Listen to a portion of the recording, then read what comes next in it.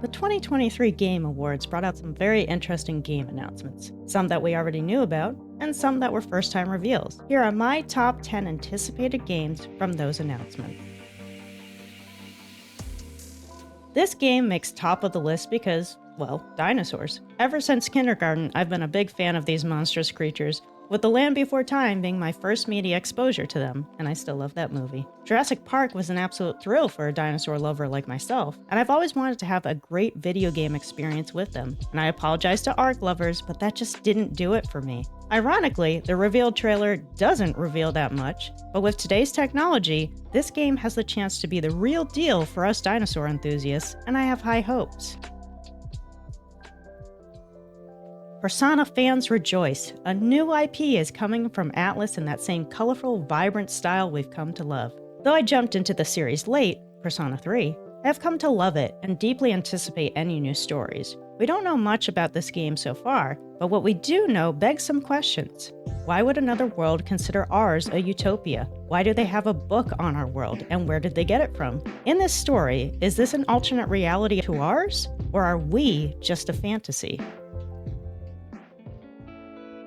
I love the Life is Strange games. Though I'm partial to the first, they have all been emotionally impactful for me. So anytime Don't Nod announces a game, my ears perk up. I definitely got some Goonies vibes from this trailer. But in traditional Life is Strange fashion, it's not just about awkward teens and emotions flying off the handle, there's something more. And it leaves me wondering about that bright purple light. Will there be any connection to Max's time manipulation ability, or to what made Alex an empath? Only time, manipulated or not, will tell.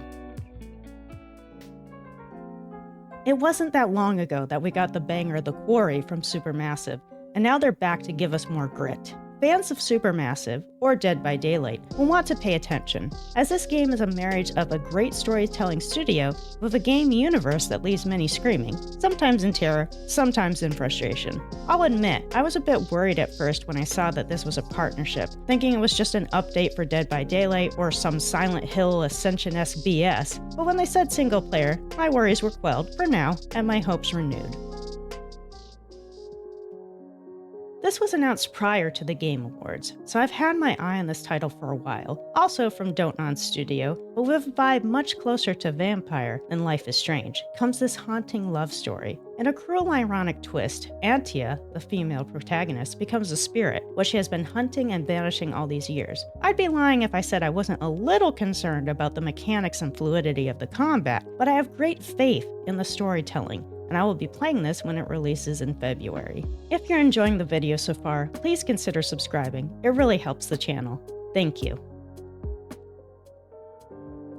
When Matthew McConaughey took the stage to announce Exodus, my mind went to Interstellar, one of my favorite sci-fi movies. From the trailer, you can tell it's a new story, not just a retelling, but you can also see the influence, and that makes me excited for what this game could be. My hope is that it takes inspiration from Interstellar to set itself apart, to not fall into the trap of becoming just another John Carter. I'm probably about to get some hate here, but I'm not really a fall all over yourself when Kojima gets on the stage type of Kojima fan. I greatly respect and admire his talent, but I'm not at the take my money no matter what level of fandom. However, that doesn't mean I wasn't excited to hear about his next project, especially when it was revealed that this was in partnership with Jordan Peele. I love a good psychological thriller, and that is exactly what I saw the beginnings of in this trailer. It didn't reveal much, and why would it? It's a trailer for a Kojima game, but it didn't need to for us to know it's going to be one hell of a mind trip with Kojima and Peele at the wheel. I am skeptical and yet incredibly hopeful for this game. The developers of No Man's Sky really fell on their faces with that release, but then spent all these years making it the game it was meant to be. That makes me feel like they have passion, they care about their community, and they've learned some hard lessons. I want to see this project succeed because I think this studio has earned that, but I have my worries. It is, after all, an incredibly ambitious project. Then again, so was No Man's Sky.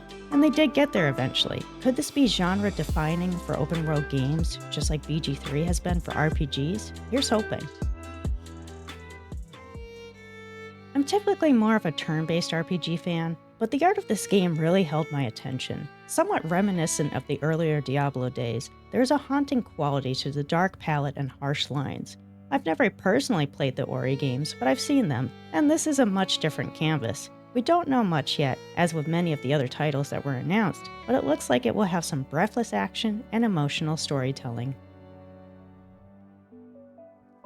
Can't say I play a lot of RTSs, but I was a big StarCraft fan back in the day, and Stormgate is getting its inspiration directly from that, probably because Frost Giant has a group of developers on board that worked on StarCraft 2 and Warcraft 3. RTSs haven't had serious hype across the gaming landscape for a while now, and it seems like Frost Giant is trying to bring RTSs back to their glory days. It's currently in closed beta and slated to go into early access in the summer of 2024, so we don't have too much longer to wait until we can get some hands-on experience. What games are you most excited for from the announcements? Drop it in the comments below. Thanks for watching.